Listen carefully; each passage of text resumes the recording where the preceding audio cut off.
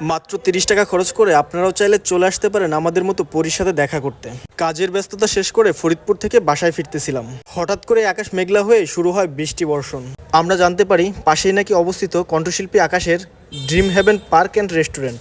দিঘির উপর কাঠের নির্মিত সেতুর চারপাশের অসাধারণ দৃশ্য যেন আপনাকে মুগ্ধ করে তুলবে। ড্রিম হেভেন পার্ক, যেটা ফরিদপুর সদরের লক্ষ্মীকুল কৃষ্ণনগরে অবস্থিত। ফরিদপুর শহর থেকে রিক্সা বা অটো নিয়ে চলে আসতে পারবেন এই পার্কে। হঠাৎ করে আবারও বৃষ্টি শুরু হয়, আমরা পার্কের ভিতরে যাই এবং একটা ঘরে আশ্রয় নিই। বাইরে পানিতে টুপটাপ বৃষ্টি পড়ার দৃশ্যটা দেখতে অসাধারণ লাগতেছিল। সময়টা আমরা বৃষ্টির সাথে মিলে খুব উপভোগ করি। আনন্দতরী, সিসিমপুর রেল স্টেশন, সাথে ভূতপেতনির কলোনি, এছাড়াও পুরাতন ইতিহাস ঐতিহ্যের বেশ কিছু নিদর্শন ফুটিয়ে তোলা হয়েছে। যদিও বৃষ্টির কারণে সব রাইডগুলা সাময়িক বন্ধ রাখা হয়েছিল। এছাড়াও ছবি তোলা বা ভিডিও করার জন্য বেশ কিছু প্রদর্শনী তৈরি করে রাখা হয়েছে। সবকিছু মিলিয়ে যেন একটা দারুণ প্যাকেজ। পুরো সময়টা আমরা দারুণ উপভোগ করেছি।